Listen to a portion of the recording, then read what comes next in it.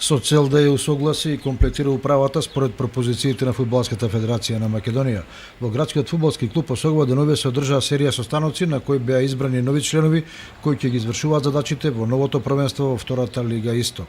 Старо нов председател на клубот останува Бранко Богатинов, со тоа што сега негов подпредседател ќе биде Атанас Кушевски. Поранешниот тренер Крсте Крстев ја извршува функцијата спортски директор на клубот, а Ангел Чарсов избран за финансов директор. Кире Тодоровски е со две функции во клубот, технички секретар и помошен тренер. Правните работи ќе ги води Александра Стојановски. При тоа задржан е целокупниот состав од претходниот управен одбор со цел секој да го даде својот придонес за функционирање на клубот. Нема промени ниту во тренерскиот тим во кој прв тренер останува Владко Јовановски, а ќе му помагаат Зоран Филипов и Лазар Балтазаров кој ќе работи со голманите.